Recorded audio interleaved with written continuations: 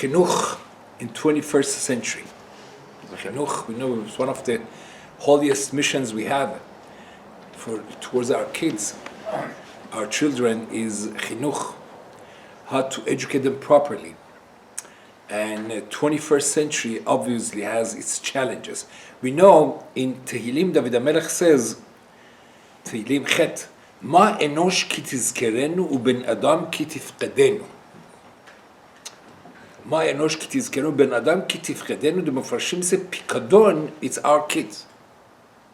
That HaKadosh Baruch Hu says that, Pikadon, our kids are precious, we call it deposits, that HaKadosh Baruch Hu trusts with us. They are not ours. I think Rav Wolbe used to say, I have 5 kids, I have this. You don't have any kids. These are all Hashem's kids. These are Hashem kids. That they're Pikadon.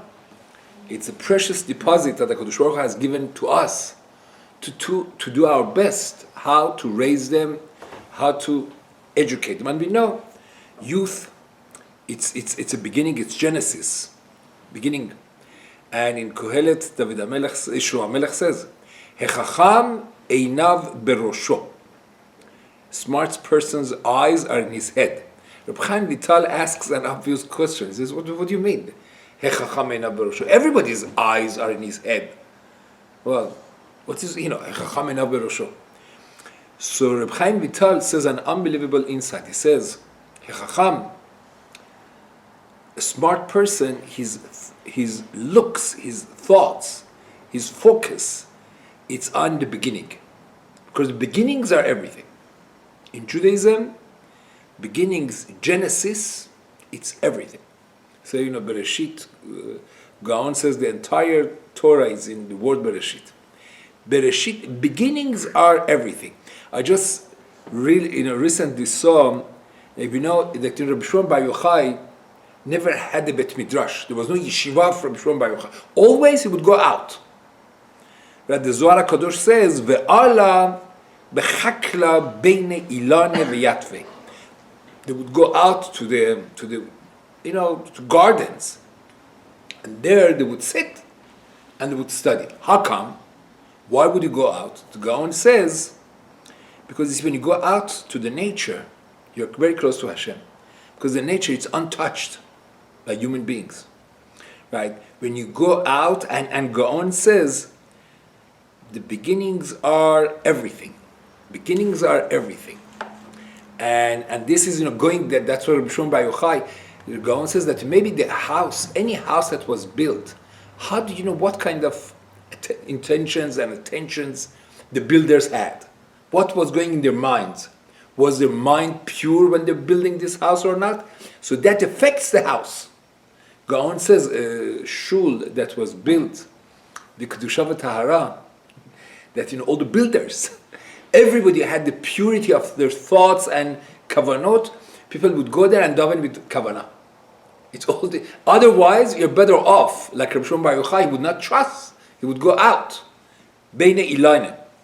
And there is a Gemara in Bava Metzia that the Gaon Mivilna beautifully elaborates on this. We are familiar with this. I remember 32 years ago when we had our first banquet for school. I made a video about this. I remember. The Gemara says that there was some kind of argument between different Rabbanim. So in that, this is Gemara in Bava Metzia Pei Amud Bet. So the Gemara says, Amal Rab Chanina Bahade Didika Minzacht Minzit the Avdi Le Torah de lo tishtakach mi Israel. He said, I am the one that I cause that the Torah should not be forgotten from the Jews. My Avidna, what he says, what did Rab Chia do?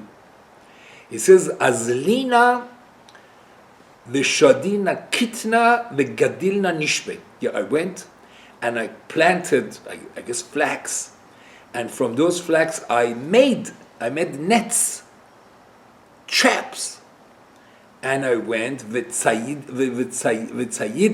tove, and I went and I hunted, I trapped. Tave is tzvaim, tzvi is ahu, right? Deers. Umachilna bisraihu leyatmei.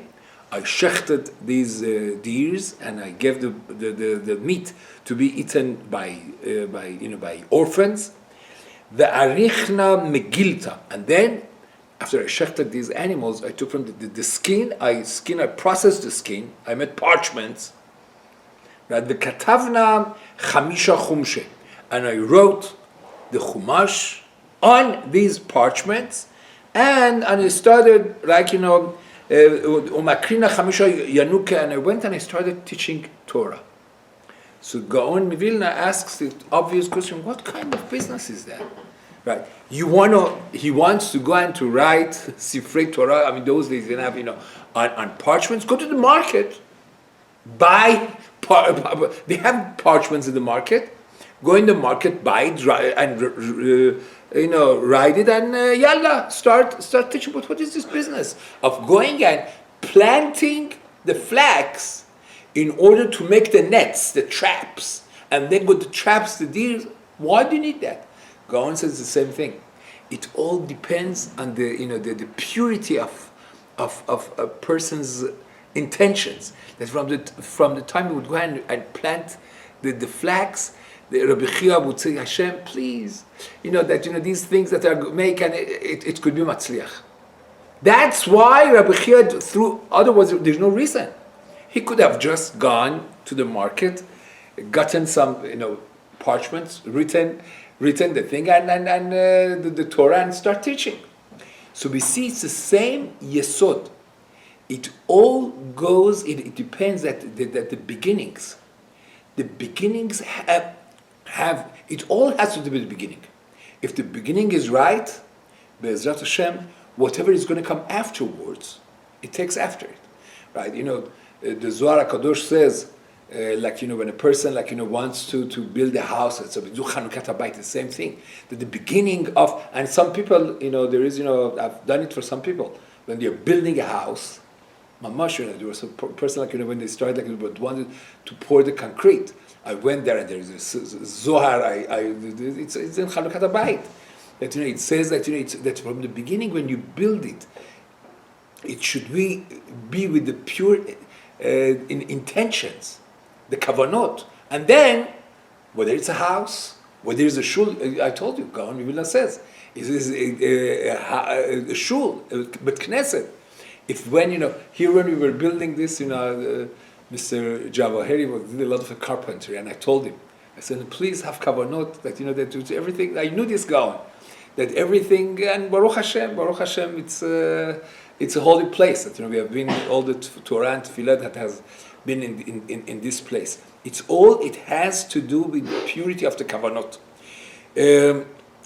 We move on to learn this yesod, right, about the story of Rabbi Shimon Bar Yochai. Rabbi Shimon Bar Yochai, right? We know the Gemara in it's Lamed Gimel Amud Bet tells the story that how was it that that Rabbi Shimon Bar Yochai ended up like he went to the cave, etc. So the Gemara says, how did it start? The Gemara says the Yatve once Rabbi Yehuda, Rabbi Yosef, Rabbi Shimon, the Yativ Rabbi Yehuda ben Gerim Gabayhu, Patach Rabbi Yehuda v'Amar Kama Na'im Ma'asehen Shel Umazu.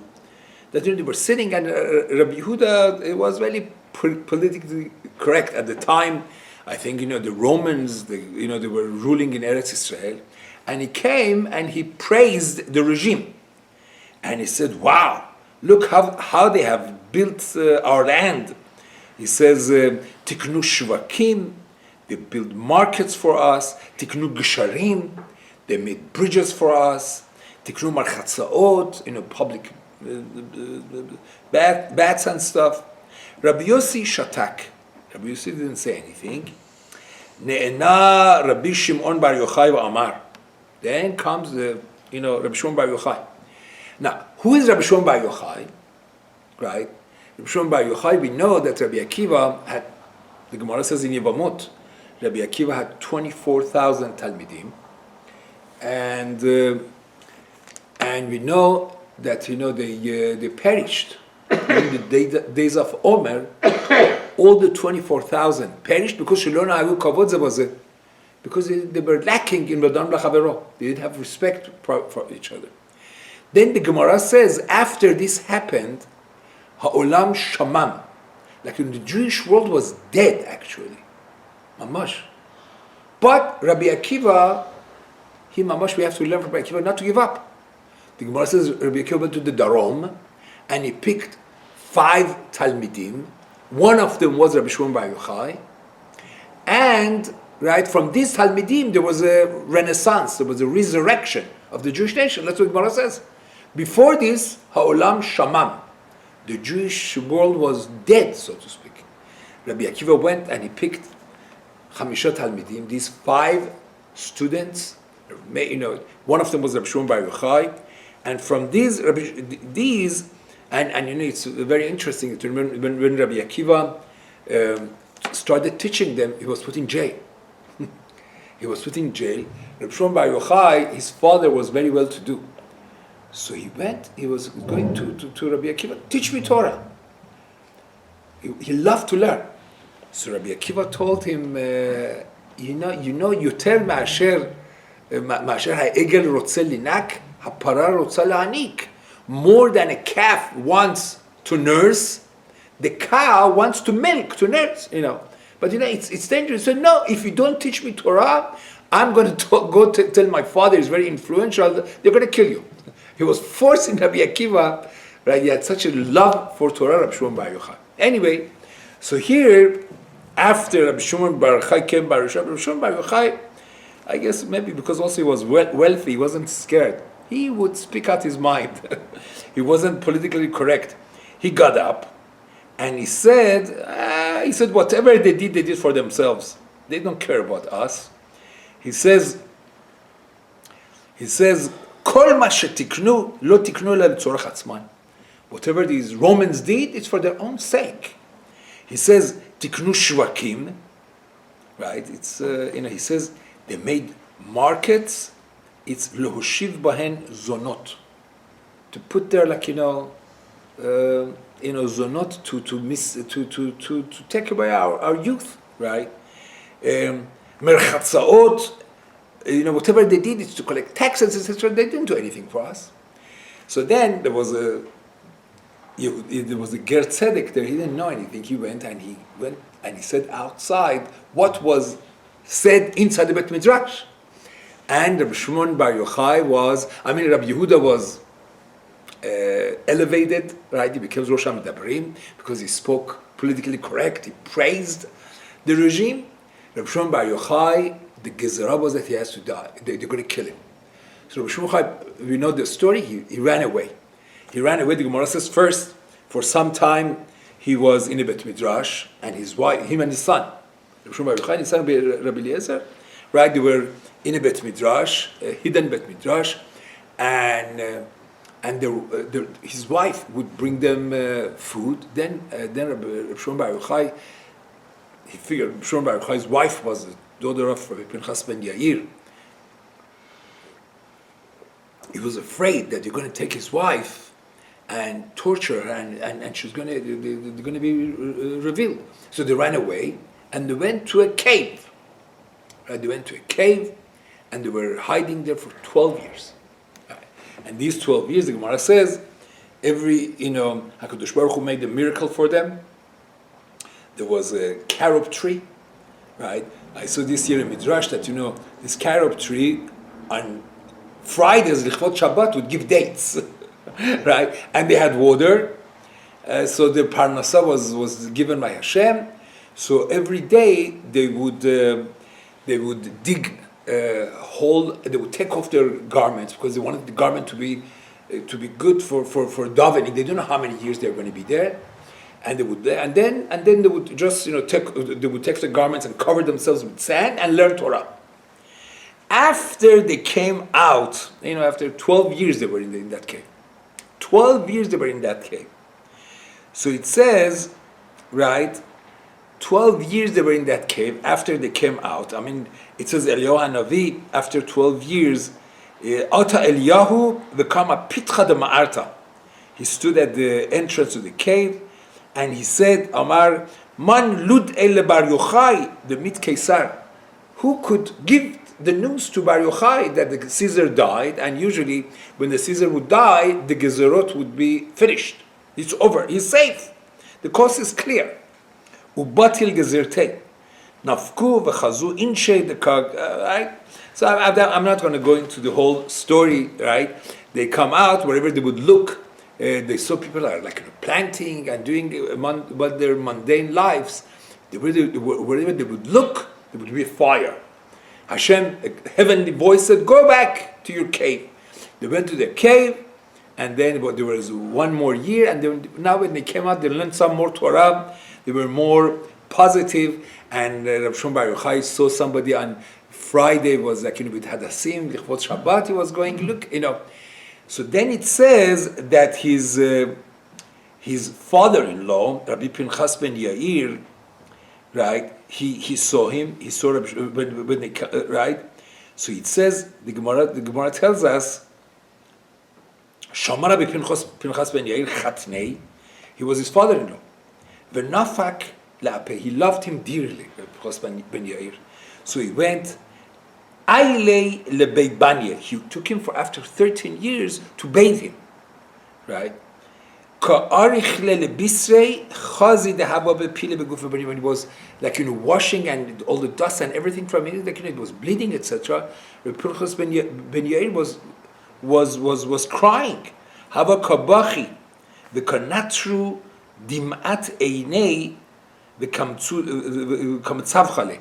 And the tears would fall on his wounds, and the tears are salty, and Rav Shimon Bar Yochai would scream of pain, out of pain. Amar le, so Rabbi Pinchas ben Yair said, Oy li sheraitich b'chach. Oy vey to me that I see my son like this. You're suffering like this. Amar le ashrecha sheraitani b'chach. He says the other way. Ashrecha should be happy. He says, she'ilmale ro'itini b'chach lo matzat b'kach. If I would not have learned these 12 years, 13 years in the cave, I would not be what I am now. So Eliyahu Hanavi would come and teach him Torah. And that's how Rabbi Shimon Bar Yochai and his son became what he was.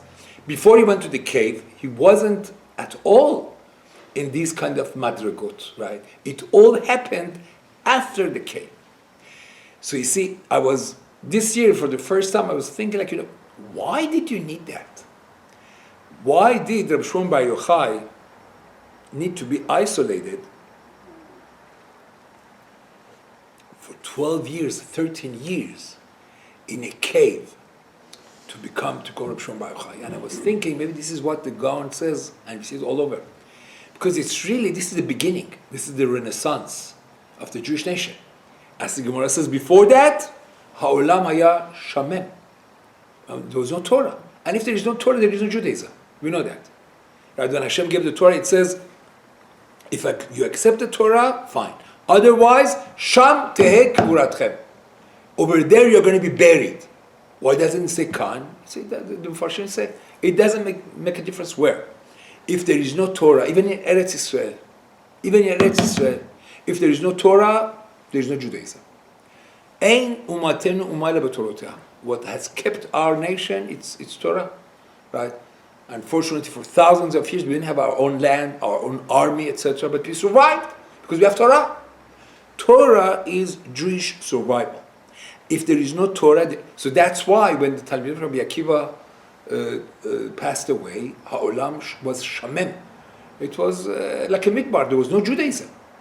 So here, Rabbi Akiva is coming and he wants to start, through Rabbi Shimon Bar Yochai, this is really the renaissance. This is like, the re-emergence of the Jewish nation. And since it's the beginning has to be the purest that it could be.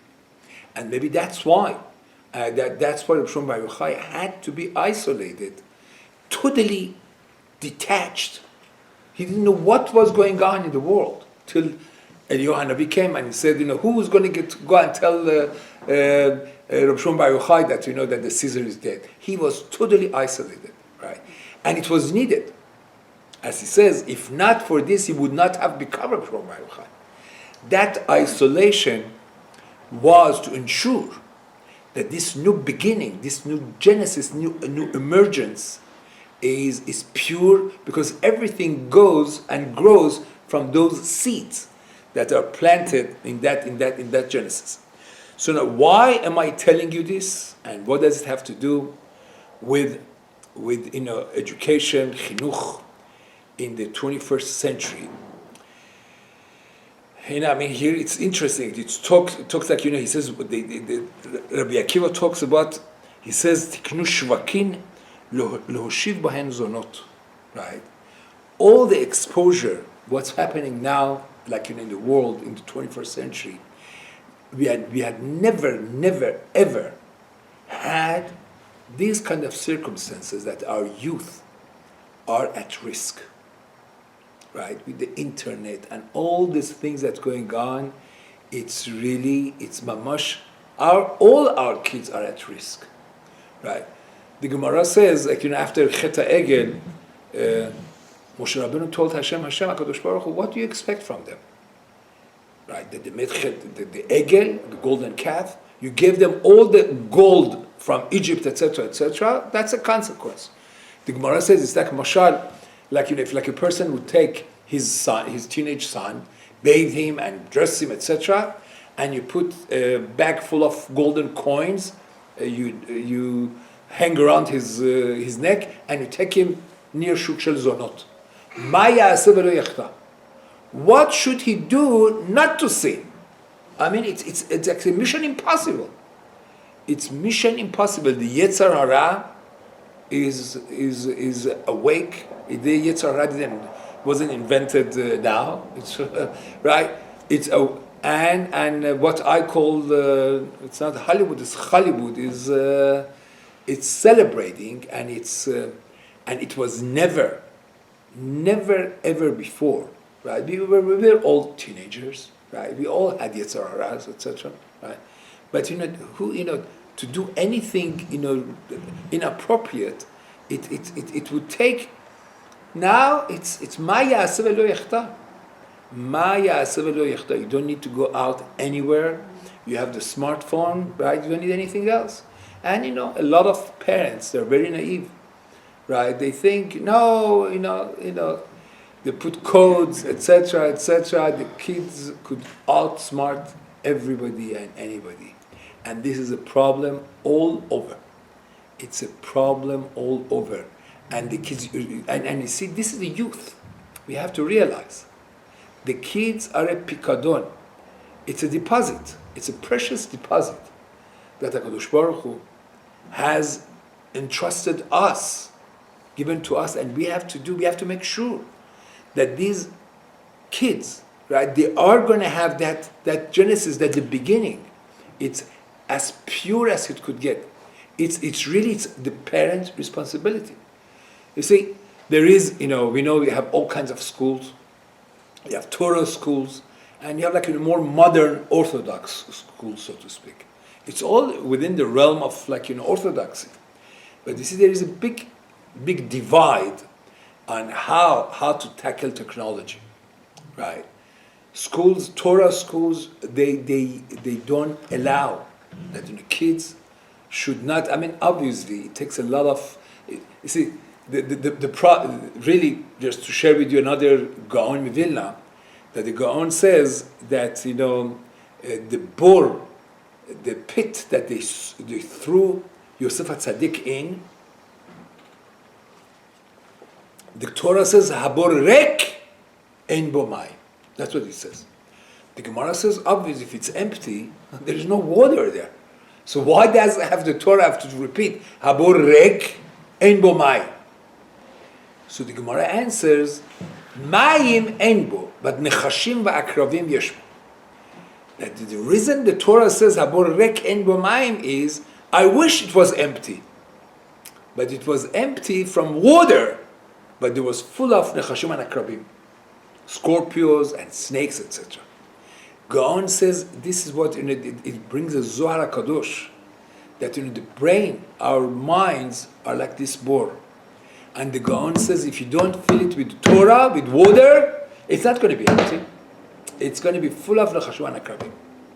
If you eat halvai, okay, there's no water, empty. No, it's going to be empty. If there is no water there, it's not going to be empty. It's going to be full of nechashim and akrabim. And that's what happens. When people put their kids in public schools, it's mamash, it's bor rek, en bo mayim, guaranteed. It's full of nechashim and akrabim. I don't have to tell you what's the latest things that is going on, right? Now, if a lot of states, they have rules to therapists. Therapists are supposed to, to report anything inappropriate they hear about. They are mandated reporters. And you should know, in California, if you have a boy or a girl, if you have a boy that, is like he likes to play with dolls and to get dressed like girls, etc., has certain tendencies, you're supposed to encourage that. And maybe to start hormone therapy to transgender.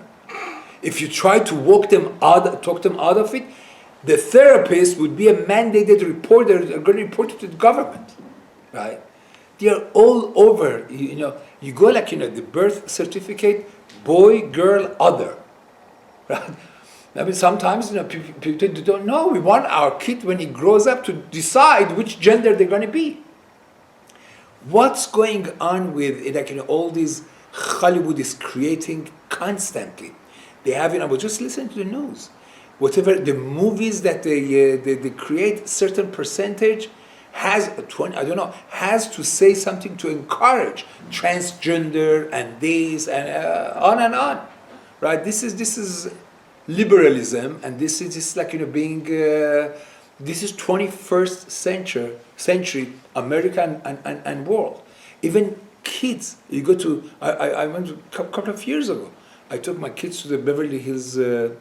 The public library, and I saw they were advertising some book for kids, and the theme is there are all kinds of families.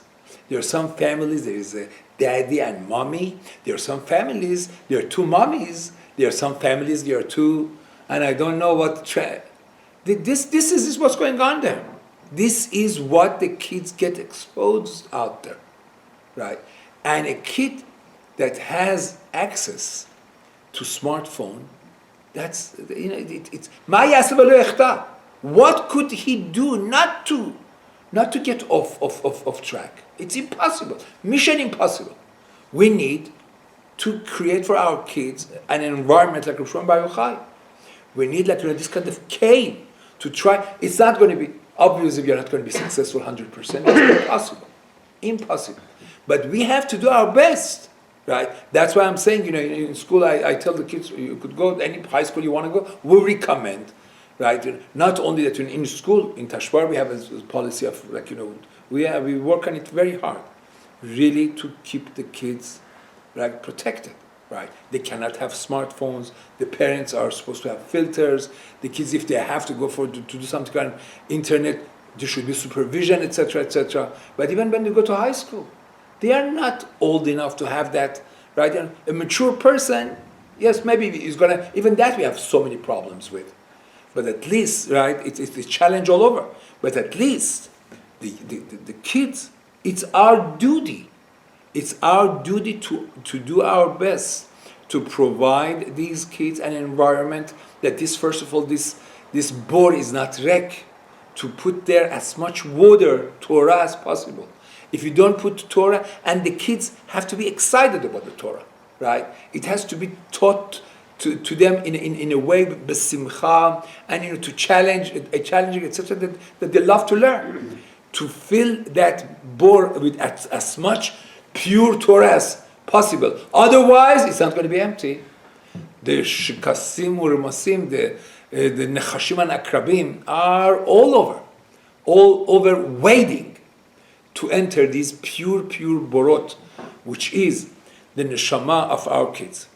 So this is something that I think it's probably one of the holiest and most important tasks, right, that the parents have for as far as providing the proper education environment for the kids.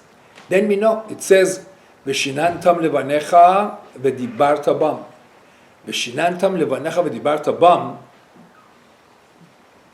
I think the Chatam Sofer says, how come it says Veshinantam levanecha vedibarta bam? It should have said Veshinantam levanecha vedibru bam.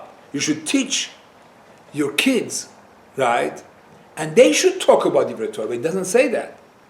It says Veshinantam levanecha vedibarta bam. Whatever way you want your kids to act, you have to act the same way, right? You cannot tell your kids to preach to your kids something you don't practice yourself. And this is something that every family, to have to at home, we have we have ourselves to be careful about these kind of things, what we look, what we don't look, etc., and other things, right?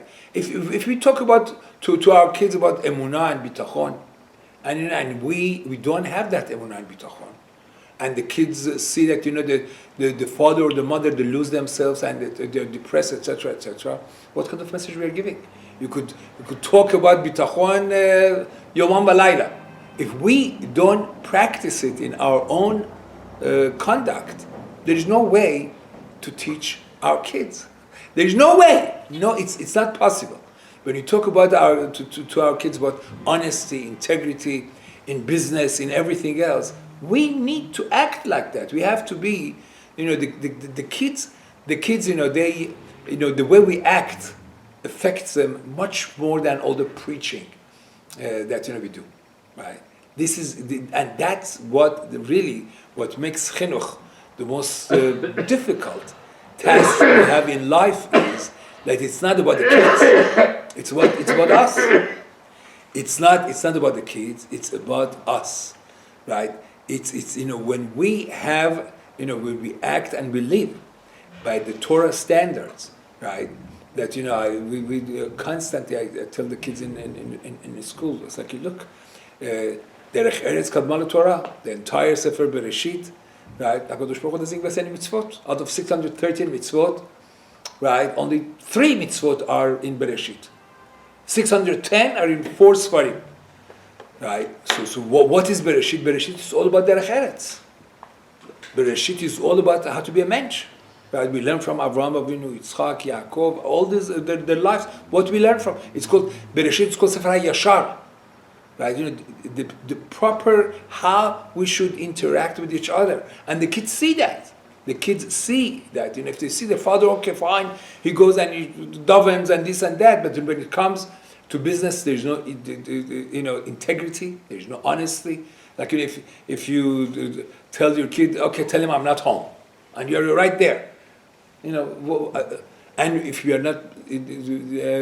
are not honest in other areas, they have their antennas up. They could pick all the nuances, right? So this is the chinuch is about really providing the kids an overall safe environment, safe and secure from all these influences that unfortunately we are exposed to in this century. And on the other hand, to create the proper environment at home.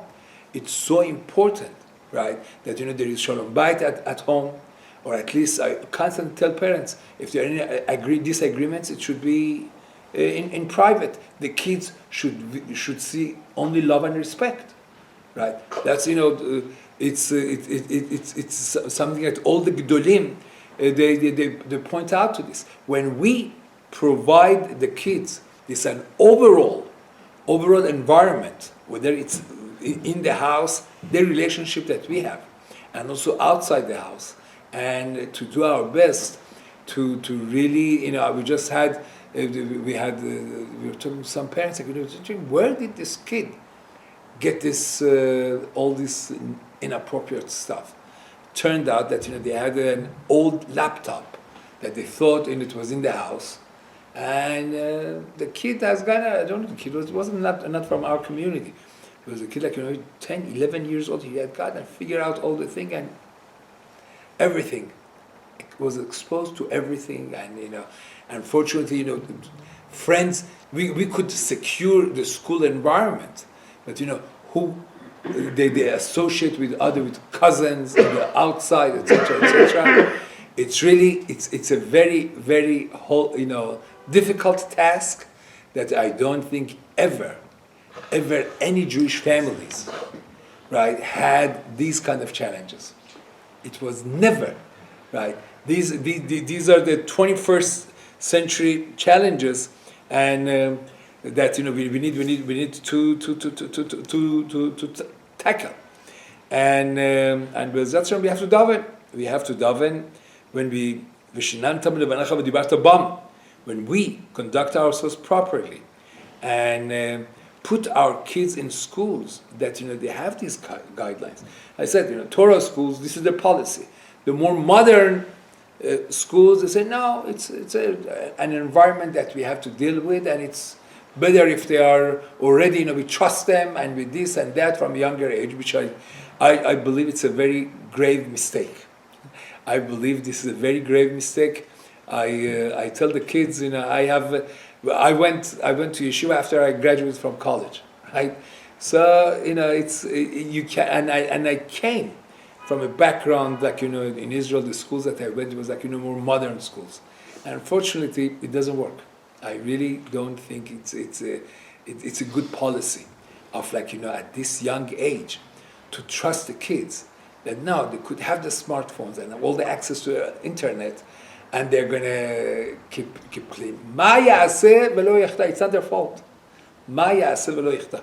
And obviously we have all of us on a regular basis. We have to be mitpalel that Hashem should help us to be successful in this holiest mission, and Be'ezrat Hashem, I hope everybody, wherever their kids are, they should have nachat shel emet from their children, that they should be successful to raise them in Torah, chuppah, mitzvot, ma'asim tovim, and to educate them to be oved Hashem b'simcha.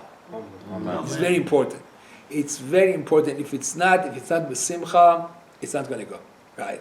You see, it's a famous story that Rav Shach, his son is a religious person, but he's a professor in one of the prestigious universities in Israel, fully observant. But Rav Shach would have loved his son to take over be Rosh Yeshiva, and then there was a bookkeeper in the yeshiva that his son became a Rosh Yeshiva. So Rav Shach himself said, why did it happen? He said, because it's my fault, Rav Shach said. Because I would, with my son constantly on Shabbat, I would talk about what did Rambam say here and that, and my bookkeeper, I could hear kind of singing Shirei Shabbat, etc. You see, because over there it was B'simcha, look at the results. It's very, very important that it has to be, the kid environment at home has to be b'simcha. It cannot be like it's like a military. It has to be all done with all the gedarim, with all that you're talking about. But the general atmosphere has to be lively, has to be b'simcha, right? To do the mitzvot b'simcha, and the kids should see how their parents enjoy doing the mitzvot, right? To conclude, Moshe Feinstein is famous, right? He said he knew families that came to America, and the mamash were moser nefesh. Every week they would be fired because they want to work on Shabbat. Every week, and then their kids, they left everything. So why did it happen? The parents were so moser nefesh. They would never work on Shabbat. But how come the kids didn't continue? Because the parents used to complain. Again because of Shabbat, I lost my job, and they would constantly kvetch. They would complain, and glad kosher meat is so expensive. They would always complain. So the kids don't want to have such a life that it's all complaining, etc., etc. Right? There was a guy that from that generation that from all the pink slips that he got When he was fired, he would be fired in a job because he wouldn't go for Shabbat. He took all the pink slips and he made a decoration for his sukkah. He would tell his kids, Baruch Hashem, I would do it b'simcha. I mean, people would do it and kvetch, but that's what the kids don't want to continue. But when a person is, when the mitzvot are done b'simcha, this is that Be'ezrat Hashem is going to stick with them, and everybody should have nachat shel emet from all their children. Amen. Ken yehi ratzon.